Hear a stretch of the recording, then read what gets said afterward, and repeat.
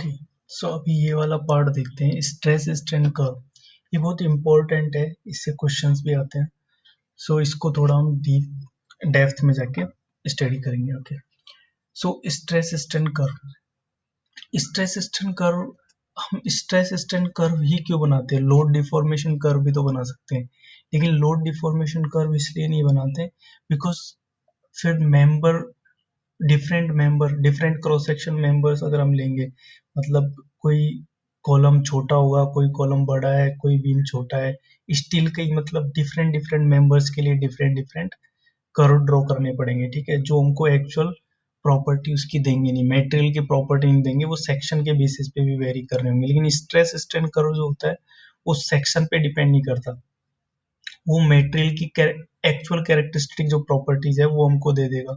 मतलब कॉलम चाहे कितना भी बड़ा हो, कि ठीक है, किसी भी साइज का हो या छोटा सा हो, उसके स्ट्रेस स्ट्रेन कर्व हमेशा उसका सेम रहेगा, लेकिन उसका लोड डिफॉर्मेशन वेरी करेगा उसके क्रॉस सेक्शन एरिया के बेसिस पे। तो ये पॉइंट याद रखना है कि क्रॉस सेक्शन एरिया के बेसिस पे लोड डिफॉर्मेशन कर्व वेरी करता है, but stress strain curve very नहीं करता। That's why stress strain curve is characteristic property of material. ठीक है, तो ये stress strain curve for mild steel.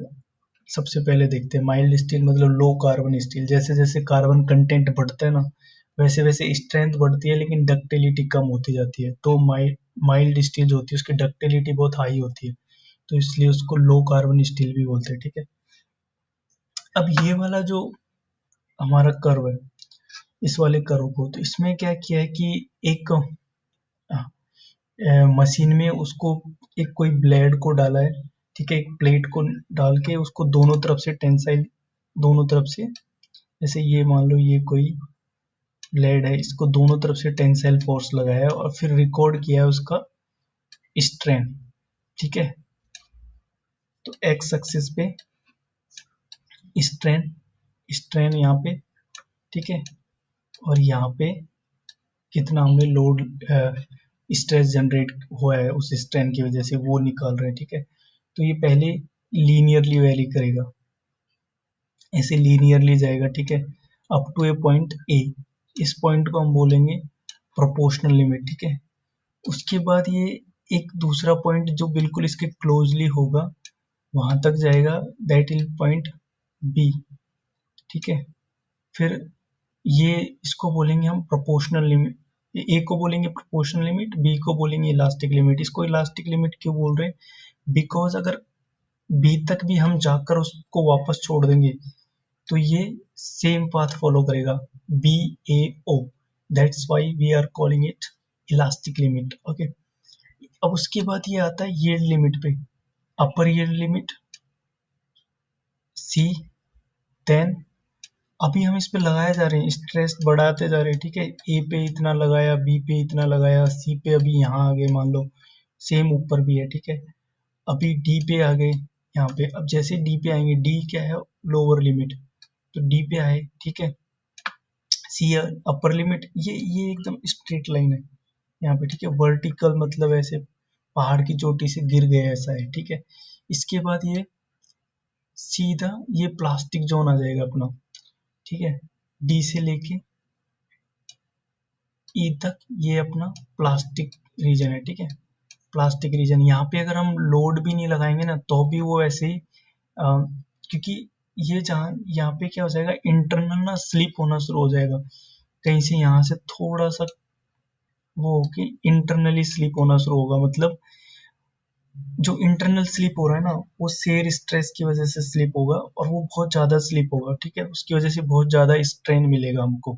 लेकिन एक याद रखना, अगर स्ट्रेस की वजह से, शेयर स्ट्रेस की वजह से अगर स्लिप हो रहा है वो, तो यहाँ पे वॉल्यूम चेंज नहीं होगा। ये पॉइंट याद रखने का है कि ओ ए पी सी, यहाँ तक जो वे चेंज हो रहा है उसकी वजह से वॉल्यूम चेंज है, बिकॉज ये कुछ बढ़ रहा होगा यहाँ तक।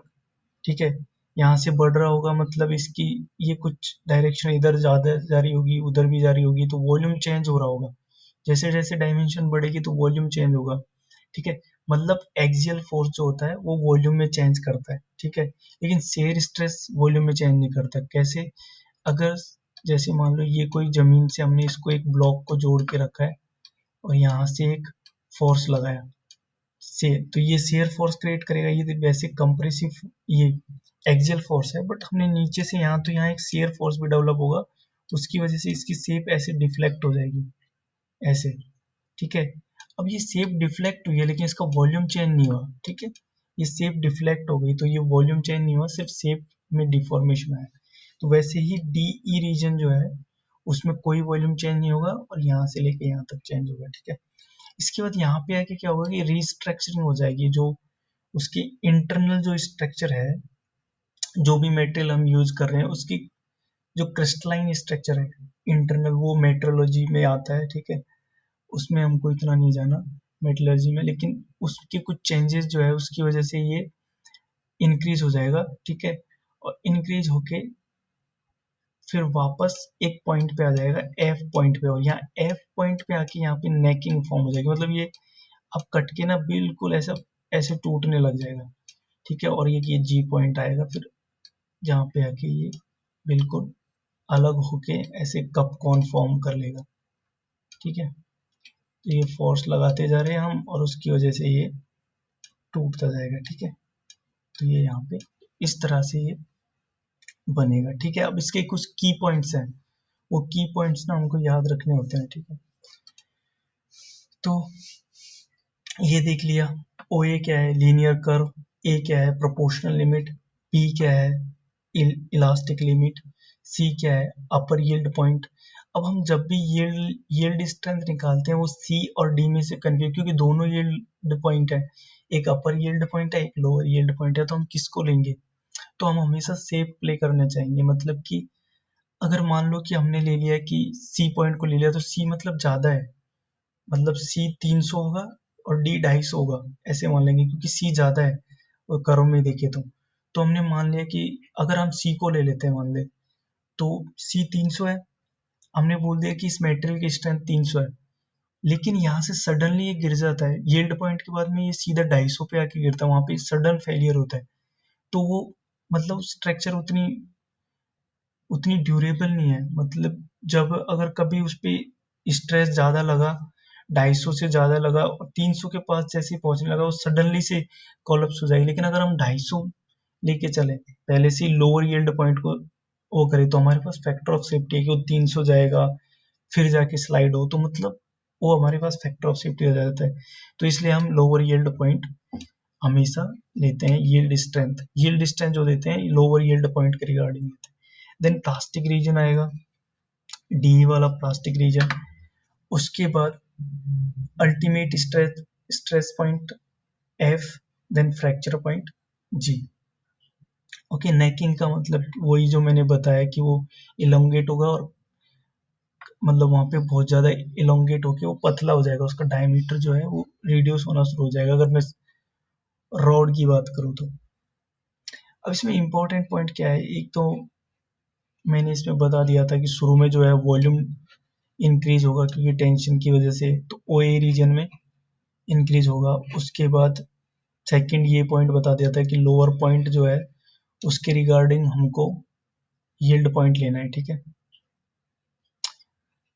Okay, volume of specimen still increase होगा, लेकिन यहाँ पे क्या होगा, डी रीजन जो है उसमें volume of specimen does not change.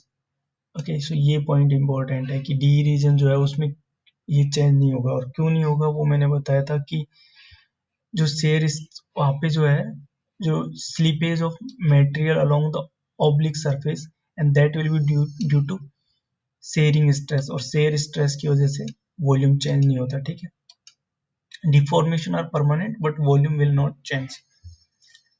Okay, फिर इसके बाद ई एफ रीजन में क्या होता है, क्रिस्टलाइन स्ट्रक्चर के चेंज होने की वजह से वो स्ट्रेन हार्डनिंग होता है, तो उसको स्ट्रेन हार्डनिंग रीजन बोलते हैं, ठीक है। इसके बाद अल्टीमेट स्ट्रेस पॉइंट पे आ जाते हैं, तो वहां पे डायमीटर जो है वो डिक्रीज होने लग जाएगा, ये वाला, तो उसको हम बोलते हैं नेकिंग। इस फेनामेना को बोलते हैं नेकिंग। ओके, उसके बाद यहाँ पे और अगर हम बढ़ाते जाएंगे इस फोर्स को, तो ये कप कॉन फेलियर यहाँ पे हो जाएगा, ठीक है। कप कॉन फेलियर मतलब इसको जब ये टूटेगा तो एक तरफ कप बना देगा, एक तरफ कॉन बनाएगा, इसलिए इसको कप कॉन फेलियर बोल रहे हैं, ठीक है।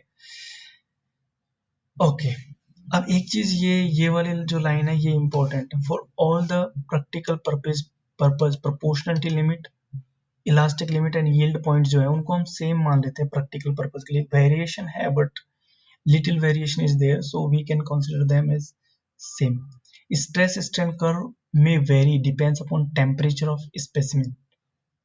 ओके, टेम्परेचर पे वेरी करेगा, बिकॉज अगर टेम्परेचर ज़्यादा होगा तो हम टेम्परेचर का भी एल अल्फा डेल टी वो वाला फैक्टर लगेगा तो वो वेरी करेगा। रेट ऑफ लोडिंग, अगर हम स्टैटिक लोड लगा रहे हैं तो does not affect the property of material, but dynamic load अगर झटके से किसी पे लोड लगाते हैं तो वो तो उसमें हमको एक कर्व मिलेगा ही नहीं, कर्व एकदम से चेंज हो जाएगा वो पूरा कर्व, ठीक है। मैन्युफैक्चरिंग प्रोसेस क्या है वो उस पर भी डिपेंड करता है, तो याद रखना कि ये कर्व किस किस पे डिपेंड करता है, temperature of specimen, rate of loading and manufacturing process. Okay, next next इसका इंपॉर्टेंट पॉइंट है कि माइल्ड स्टील पे फिर कंप्रेशन। ओके, वन पॉइंट ये भी इम्पोर्टेंट है कि लेंथ लेंथ जो होती है किसी भी स्पेसिमेन की जो हम टेस्ट के लिए लेते हैं वो डिपेंड करती है कि हम क्या प्रोडक्ट बनाने वाले हैं, ठीक है। कौन सा प्रोडक्ट है, सीट है, वायर है, ट्यूब है, तो उसके ऊपर डिपेंड करेगी अपनी स्पेसिमेन की लेंथ।